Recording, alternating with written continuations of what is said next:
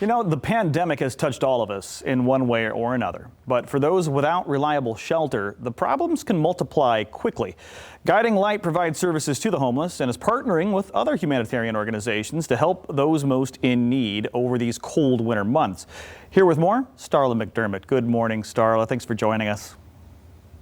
Thank you for inviting me. Absolutely our pleasure. Can you tell us how the pandemic has affected homelessness and other issues? Is there a shortage of shelter? Are we seeing more homelessness?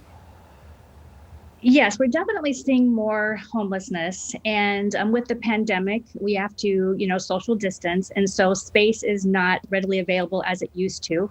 And then add on top that there is a lot more homeless. We're kind of expecting, by the way things look, that there'll be about 100 individuals over the winter who will not be able to find shelter due to lack of space. If you could just ponder that for a moment to consider sleeping. I woke up this morning, I saw the frost on my car and on the grass out there. You know it's getting nothing but colder out there. And you're talking about 100 people out there sleeping in that through the night.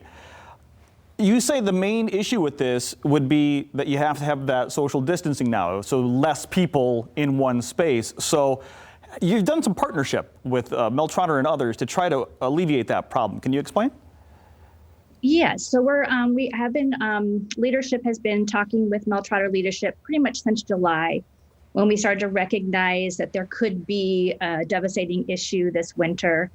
And really what we're doing is we're out there trying to find temporary space to be able to house these 100 individuals who currently are right now in tent cities around our city. They're at Hartside Park over by Market Avenue.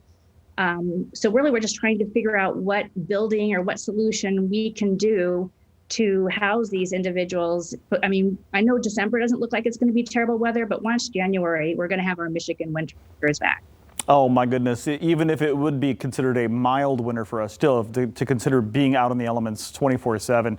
So you're looking for more locations, basically, more space to put. That's a good option. Are there any other options out there besides temporary space? Well, I mean, we could arm these individuals with things to try to withstand outside, but I think our number one goal is to find shelter. Which can be a very big expense for both Mel Trotter and Guiding Light to take on. But we could arm them with tents, sleeping bags, coats, things like that. But really, I think our number one goal is to find some financing and find a solution to shelter them during the winter.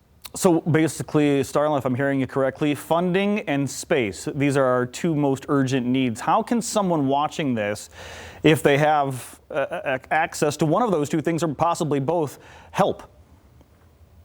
Yes, absolutely. If they want to help financially to help us support these individuals that are going to be out on the street, they can visit our website at guidinglightworks.org.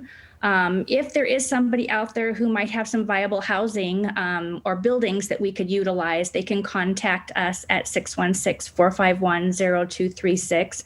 Our main goal is that we want to stay in the Hartside neighborhood because that is the community that these individuals live in, and they don't tend to want to leave their home. So we are looking for a space that could be in the Hartside area.